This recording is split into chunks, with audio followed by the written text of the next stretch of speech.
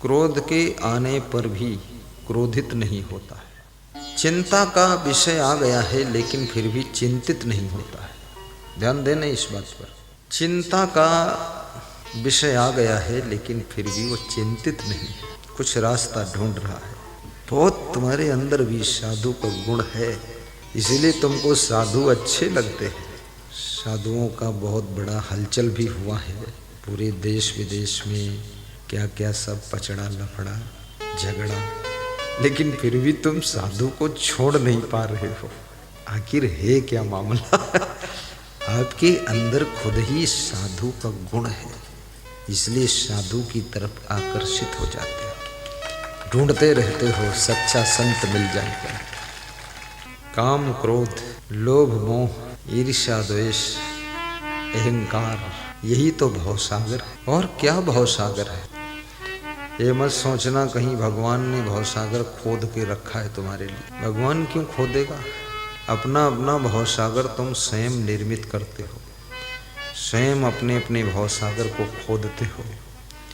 ये काम क्रोध लोभ मोह ईर्ष्या द्वेष अहंकार ही भवसागर, इससे जो हमें पार लगा दे, इसमें जो तैरना सिखा दे, ज्ञान की नौका प्रदान कर दे। मिले कोई सच्चा संत फकीर। आइए बंटी शर्मा खिलचीपुर। हरीश बिठाओ बंटी शर्मा को, शर्माना नहीं तुम साधु हो। ये बंटी शर्मा प्यारा है, खिलचीपुर का आयोजक है। ताली बजा दो। ये है बंटी शर्मा, बहुत छोटे हैं, छोटी छोटी गैयाँ छोटे छोटे ग्वाल, छोटे छोटे संत हैं छोटे छोटे भक्त। संत खाते हलवा भक्त खाते जलेबी, और गुरु जी पीवे मारा दूध। एक भक्त मेरे साथ में मिर्जापुर के सत्संग में परिक्रमा करने गया तो ये भजन बना बना के गा रहा था कि संत खावे हलवा और भक्त खावे पूड़ी। तो हम कहे गुरु जी, बोले गुरु जी पीवे दूध। हमने कहा तू कैसे जान गया? बोले और कुछ बचा ही नहीं, वही पी लो आप। वास्तव में भक्त कोई छोटा नहीं होता है, भक्त का स्थान बहुत बड़ा होता है, संत का दर्जा भी बहुत बड़ा होता है। भक्त का मतलब ही है जो प्रेम से भरा हुआ है, जिसके अंदर पवित्र निस्वार्थ प्रेम है, निष्काम प्रेम है, वही भक्त। देशभक्त, गुरु भक्त, गौ भक्त। प्रमोद भाया जी मिर्जापुर की सत्संग में आए थे। अभी वे कैबिनेट मंत्री हैं, बहुत बड़े पद पर है। मुझे उम्मीद नहीं थी प्रमोद भाया के पास में इतना बड़ा दिल है। 2 मिनट बोलने का अवसर दिया तो उन्होंने क्या कहा? बोले जो प्रोग्राम करा रहा है ये छोटा संत रामपाल दास। आइए, ये रामपाल दास उस गांव का बच्चा मेरे साथ में था। इनकी इच्छा थी मेरी जन्मभूमि में प्रोग्राम हो जाए, तो इन्होंने प्रोग्राम रखा था। इनके भाई धनराज भाई ने भी पूरा समर्पण किया और इनके गांव के लोग यहाँ आए हुए हैं। महेंद्र पारेता जी और नाम बताओ, अशोक जी, बाबूलाल जी खड़े हो जाओ, हेमराज जी खड़े हो जाओ। खड़े हो गए? जो नहीं खड़ा होगा बकानी में रहना पड़ेगा। यही ललित शर्मा जी, गौड़ साहब, ये देखिए 6-7 लोग मिर्जापुर से आए हुए, बड़ी श्रद्धा से। बड़ा आयोजन था। धन्य हो, आपको भी अशगादी आशीर्वाद दे रही है कि बकानी तक आप आए हैं। बकानी के श्रोता भी आपको देखकर मुस्कुरा रहे हैं कि हम बकानी वाले भी आगे जहाँ प्रोग्राम होगा कैसे जाएंगे, बहुत दूर है, टिमरनी हरदा जिला।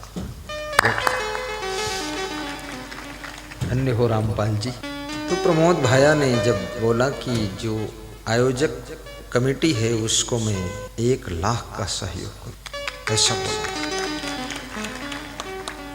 तो मैं उनकी ओर गौर से देखा। फिर बोला गौशाला के लिए 50 लाख दूंगा। तो हमने कहा कमाल है, मुझे नहीं पता था राजस्थान में इतनी दमदार सरकार है, नहीं तो मैं तो 12 जिले में ही गौशाला खोल दूं, मैं भी ले लूं 50 लाख।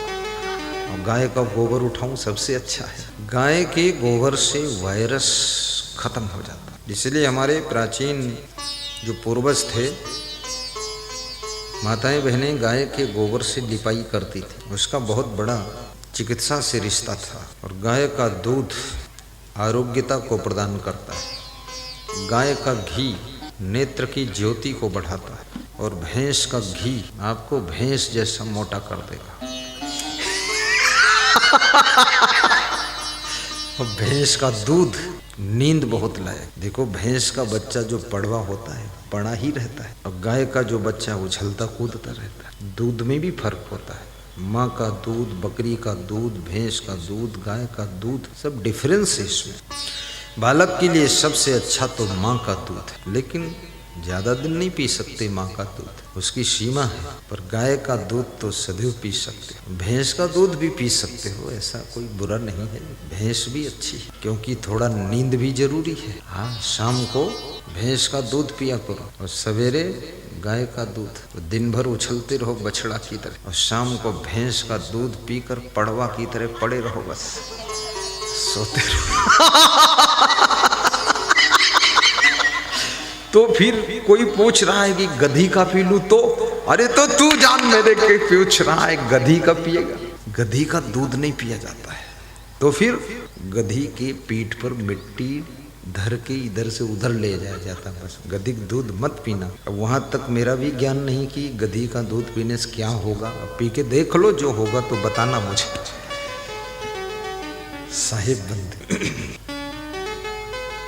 दाल, चावल, सब्जी, रोटी सब सही प्रोटीन, विटामिन, कार्बोहाइड्रेट, वसा और मिनरल्स से युक्त होता है। इसको लेना चाहिए। भले ही थोड़ा खाएं आप दाल, लेकिन थोड़ी दाल लीजिए, उसमें प्रोटीन बाहुल्य मात्रा में मिलती है। रोटी भी खाइए थोड़ा सा, और पानी पर्याप्त पीजिए। हंसिए पर्याप्त, चिंता में मत रहा करो। तो आपा तजय, ये सुना रहा था मैं, आपा तजय। तो मनुष्य अपने अपने रोल को दर्शाता है। जैसे मैं श्री क्षमादेव का शिष्य हूँ, तो शिष्य का रोल हमें दिखाना है। फिर मैं कुछ संतों का गुरु भी बन गया।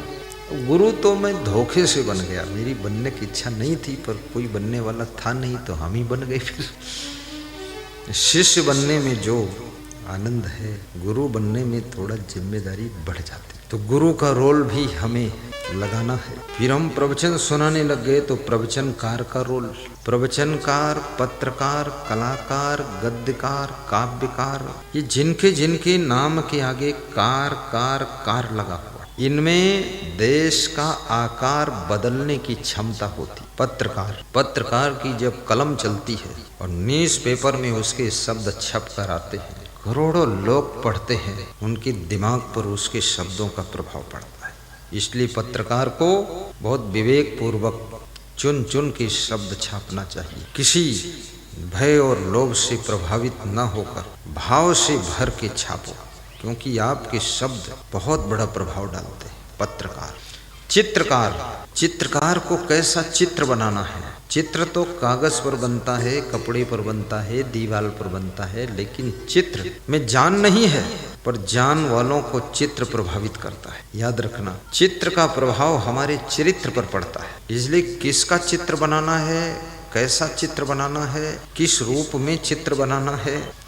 चित्र से, चित्र बोलता कुछ नहीं, मौन है, लेकिन मौन हमारे जीवन को प्रभावित करता है, हमारे मन को प्रभावित करता है। चित्र देख करके आदर्श विद्या मंदिर माध्यमिक विद्यालय बकानी में मैं गया था, तो वहाँ बहुत प्रकार के चित्र भी थे और बहुत प्रकार के प्लास्टिक के और मिट्टी के सामान थे। केला है, सेव है, टमाटर है, मछली है, मगरमच्छ है, शेर है, ये सब रखे हुए थे दिखाने के लिए बच्चों को।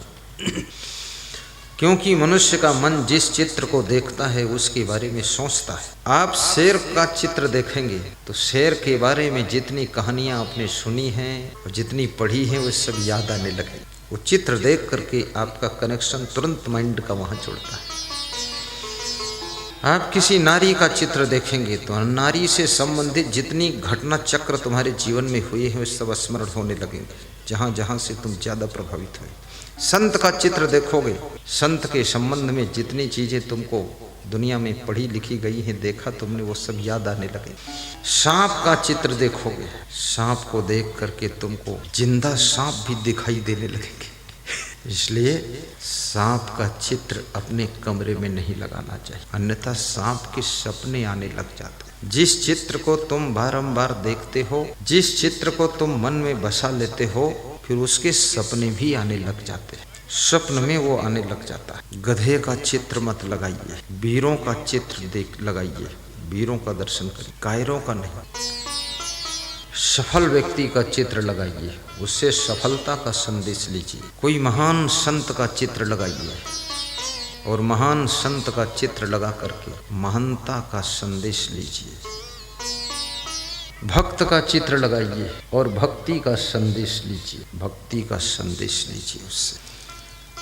भगवान का चित्र लगाइए, ये छोटी मोटी बात नहीं, भगवान का चित्र लगाओ, राम भगवान का।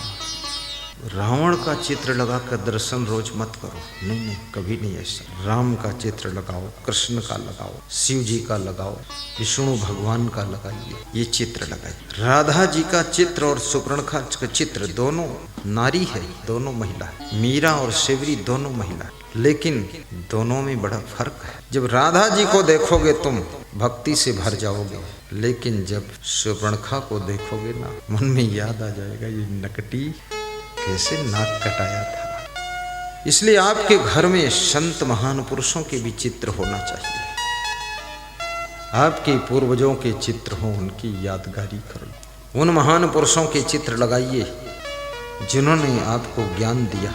गुरु नानक देव का चित्र हो, महात्मा बुद्ध, स्वामी महावीर, जैन धर्म के 24वें तीर्थंकर, स्वामी विवेकानंद, कबीर साहेब, पूज्य श्री क्षमादेव जी, स्वामी रामेश्वर आश्रम। चित्र है तो मुर्दा, लेकिन जिंदा आदमी को प्रभावित करता है। हीरो हीरोइन का चित्र लगाओगे, तुम्हारे भीतर वासना जागृत हो। राधा मीरा शिवरी का चित्र लगाओगे, तुम्हारे भीतर भक्ति और उपासना जागृत हो। तो चित्रकार को भी ऐसे चित्र बनाना चाहिए जिस चित्र का दर्शन करके पूरे जगत के नर नारियों के मन के अंदर भक्ति भाव जागृत हो, शुद्ध प्रेम पैदा हो, देशभक्ति पैदा हो, मन में पवित्रता पैदा हो। ऐसे चित्र बनाइए। चित्रकार, पत्रकार, कलाकार, कलाकार का भी बहुत बड़ा स्थान है। कलाकार को ऐसी कला हमारे आपके सामने प्रस्तुत करना चाहिए जिसकी कला से आला बला दूर हो जाए, जिंदगी कले कलेश से बचे। और गद्यकार, काव्यकार, ऐसी कविता रचो जिस कविता से भक्ति की वृद्धि हो, परस्पर प्रेम में वृद्धि हो। आज प्रातः काल पदयात्रा परिक्रमा में हम जा रहे थे। बकानी गांव से भी करीब 15-20 लोग थे, बड़े भाव से चल रहे थे। दातिया तक गए 3 किलोमीटर, आना जाना 6 किलोमीटर हुआ। सब बहुत खुश हुए, हम भी खुश हुए। तो रास्ते में गीत गा रहे थे कि देश में वह काम करो जो देश का कल्याण हो। ऐसा रामेश्वर विद्वान जी गा रहे थे, शर्मा जी। ये बहुत नए नए गाते रहते हैं, मुस्कराते भी रहते हैं, प्रेमी हैं, शिक्षक भी है। मेरा संत भी गा रहा था, प्रेमपाल दास, बहुत अच्छा गा रहा था। हमारा धर्म हो सेवा, हमारा कर्म हो सेवा। उन पंक्तियों को सुन करके जितने लोग वहां थे, सबके मन में भाव उमड़ रहा था कि मैं भी महान सेवक बनूं। वह शक्ति हमें दो दया निधि, कर्तव्य मार्ग पर डट जावें, पर सेवा पर उपकार में हम जग जीवन सफल बना जाए। ये प्रार्थना स्कूल में होती है सवेरे सवेरे, और इस प्रार्थना में बहुत अर्थ भरा हुआ है। पर सेवा पर उपकार में हम जग जीवन सफल बना जावे, पर सेवा पर नियम का ध्यान रखना, प्रवचन सुनने में भी भूल मत जाना। कोई नहीं मजबूरी है, लेकिन मास्क जरूरी है, बात है। और 5 फीट की रखनी दूरी है, कोई नहीं मजबूरी है, लेकिन मास्क जरूरी है। अब 5 फीट की रखनी दूरी है। नाप लो, अंदाज लो, नापोगे कहाँ, यहाँ फुट लेकर नहीं आए। बच्चों को दौड़ने मत देना यहाँ। धन्यवाद है माता बहनों, खूब दूर दूर बैठी हैं और वहाँ दूर चटाई एक बिछी है, ओहो उसको यहाँ पास में लाकर बिछा दो ना, इधर और बिछा दो। कार्यकर्ता गण कौन है, कोई डरना नहीं है, बिछा देना है। ये जगह खाली, इधर देखो, बहुत अच्छा लगेगा। शर्माना नहीं चाहिए। कुछ लोग शर्माते बहुत, इतनी शर्म है, मैं तो सोचता हूँ ये मारे शर्म के न पानी पिएंगे, न भोजन करेंगे, न लघुसन का इतना शर्माना नहीं चाहिए। अपना आवश्यक कार्य करते रहिए, ये तो अपना कर्म। हमारा धर्म हो सेवा, हमारा कर्म हो सेवा। सेवा भाव से जब कोई कर्म करते हो तो तुम्हारा कर्म ही धर्म का प्रभाव रखता है। निष्काम भाव से सेवा और सेवा भाव से कर्म, तो कर्म ही धर्म बन जाता है। हमें सेवक बना जाना, सदा सत्संगियों में। बहुत सुंदर लग रहा है, बताइए। खेल का मैदान सत्संग का मैदान हो जाना। जय हो। ध्यान में कोरोना गाइडलाइन का ठीक से पालन हो रहा है। में बस जाना, हमारे ध्यान में आकर प्रभु जी आँखों में बस जाना। हमारे गाइए गाइए, संकोच मत करिए। प्रभु जी आँखों में बस जाना। हमारा धर्म हो सेवा, हमारा कर्म हो सेवा। हमारा धर्म हो सेवा। कब क्या सेवा करना है आपको स्वयं डिसीजन लेना पड़ेगा। कर्म हो सेवा, सदा सत्संगियों में मिल, हमें सेवक बना जाना। सदा सत्संगियों में सेवा मिल जाए वो सबसे अच्छी सेवा। सेवा सेवा में भी अंतर है। सेवक बना जाना, हमारे ध्यान में आकर गुरु जी आँखों में बस जाना। हमारे ध्यान में आकर गुरु जी आँखों में बस जाना। बहा दो प्रेम की सरिता, दिलों में प्यार का सागर। बहा दो प्रेम की सरिता, दिलों में प्यार का सागर। दिलों में प्यार का सागर। दिलों में प्यार का सागर। दिलों में प्यार का सागर। कितना सुंदर है। दिलों में प्यार का सागर। हमें आपस में मिल जुल, स्क्रीन में सागर लहरा रहा। प्रभु जी रहना सिखा जाना। हमें आपस मधुमक्खियों जैसे, चींटियों जैसे प्रभु जी रहना सिखा जाना। हमारे ध्यान में आकर प्रभु जी आँखों में बस जाना। बोली आशीर्वाद आशीर्वाद। हाँ गुरुदेव, बच्चे का ढोक आशीर्वाद ढोक स्वीकार करता हूँ। आपकी आवाज सब लोग सुन रहे हैं, सबको ढोक बोल दो। आपके चरणों में भी ढोक और उपस्थित सभी साधु संतों के चरणों में भी ढोक। आप प्रमोद भाया का ढोक स्वीकार करो, ताली बजाकर स्वीकार करो। सब ताली बजाकर आपका ढोक स्वीकार कर रहे हैं। आपकी आवाज सुन करके सब गदगद हो गए। आपका आशीर्वाद बना रहे गुरुदेव। मैंने आज आपका उदाहरण भी दिया मिर्जापुर वाला। और मैं तो सोचता हूँ राजस्थान में जहाँ जहाँ जाऊँ वहाँ वहाँ बीचे से मेरा भाया भी आ जाए। आपका आशीर्वाद बना रहे गुरुदेव। बहुत महान है आप, बहुत बड़ा दिल है आपके पास। मैं आश्रम पे हाजिर होऊंगा गुरुदेव। ठीक ठीक ठीक, आशीर्वाद देता हूँ। और जब राजस्थान में और सत्संग होगा तो आप आइएगा, निमंत्रण दे। धन्यवाद धन्यवाद। सब लोग बोल दो साहिब बंदगी, बोल दो साहिब बंदगी। आपको ढोक बोल रहे हैं हजारों लोग, साहिब बंदगी। आज ही सब मेरा चरणों में ढोक सभी के साहिब बंदगी। नमो अरिहंताणम, नमो आर्याणम, नमो सिद्धाणम, नमो वज्याणम, नमो लोये सौ साहूणम। यही बात है ना, ये पंच। आशीर्वाद आशीर्वाद साहिब। प्रणाम प्रणाम। दो शब्द बोल दो ना श्रोताओं के लिए। परम पूज्य गुरुदेव के चरणों में सादर ढोक और उपस्थित सभी संतों के चरणों में ढोक।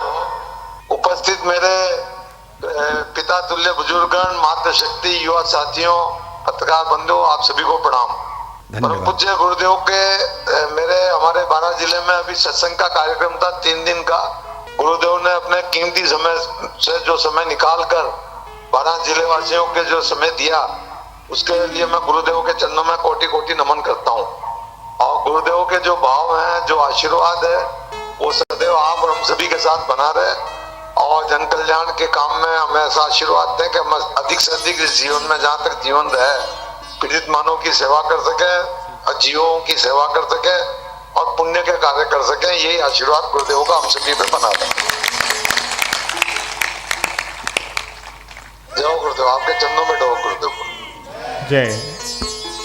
श्री प्रमोद भाया को व्यास गादी आशीर्वाद दे रही है। उनके स्वस्थ रहने की कामना व्यास गादी करती है और वे पति पत्नी हिल मिल करके राजस्थान प्रदेश की सेवा में अग्रणी रहें, ऐसी हम शुभकामना करते हैं। बकानी की हजारों श्रोताओं की शुभकामनाएं आपको प्राप्त हो। धन्यवाद। जय गुरुदेव, आपके चरणों में ढोक।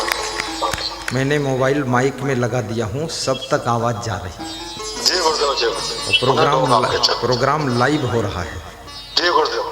धन्यवाद धन्यवाद साहिब। जय हो, जय जय सिया राम, जय सिया राम। नेता नहीं वो संत है, नेता नहीं वो संत भी है। वास्तव में बहुत धर्म के कार्य किए। जैन धर्म तो ऐसे ही बहुत सेवा का धर्म है। एक कीड़े की भी रक्षा करने का काम जैन धर्म करता है, साधारण धर्म नहीं। जैन धर्म के संतों ने मॉस्क तो पहले से ही लगा लिया था।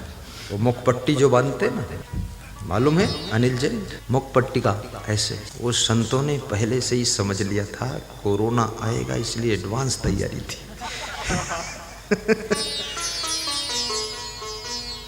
मुदु मंगले मैं संत समाजो, जो जग जंगम तीरथ राजू। मुदु मंगल मैं संत समाजो, जो जग जंगम तीरथ राजू। सुनि समझै जन मुदित मन, मज्जहि अति अनुराग।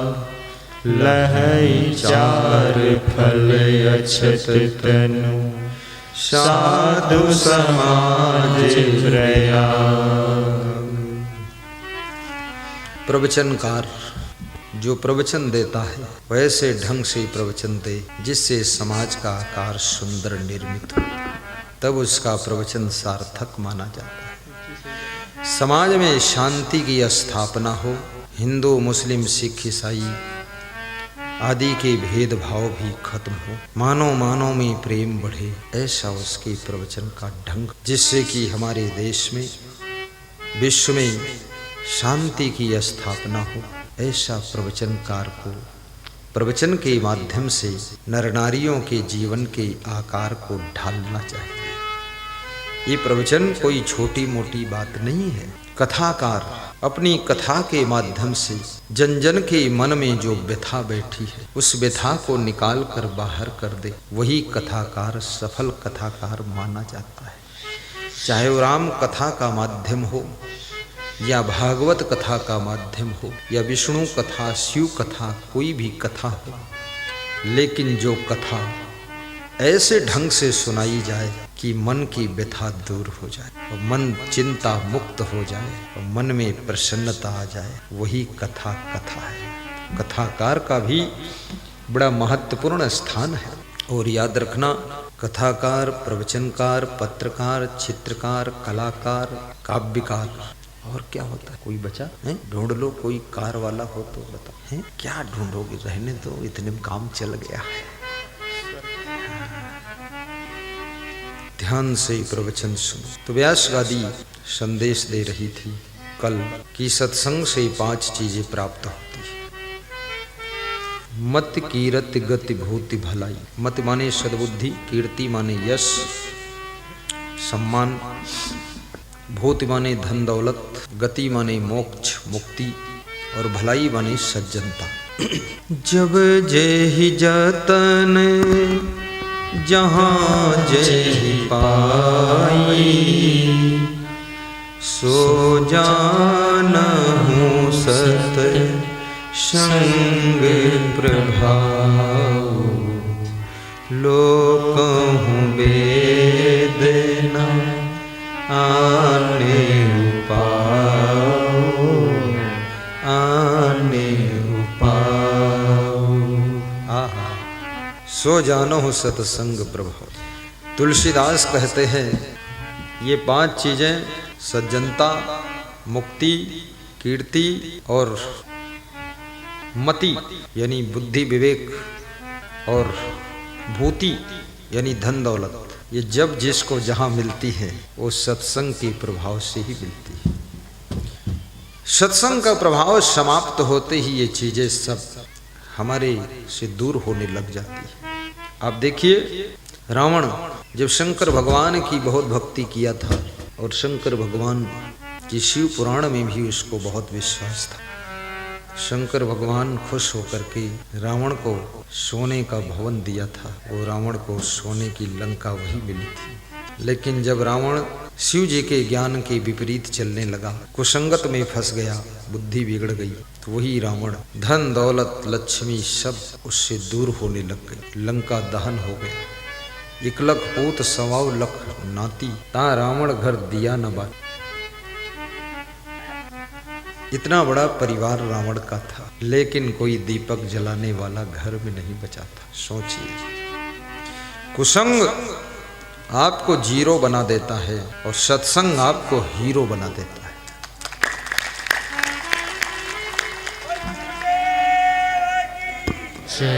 इसलिए सत्संग की शरण में जाइए। और सत्संग कभी कभी मिलता है, तो हमेशा मिलता भी नहीं। ये तो कोई आपके क्षेत्र में, आपके गांव में पुरुषोत्तम घाटिया जैसा, प्रेमलता घाटिया जैसा परिवार हो, जिसमें जगदीश घाटिया, भैरूलाल घाटिया, चिरंजी घाटिया, रामचंद्र घाटिया, गिरिराज घाटिया जैसे भाई हों, रामेश्वर घाटिया, दिनेश घाटिया, रामविलास घाटिया, ऐसा पूरा परिवार हो, तब ये सत्संग कहीं कहीं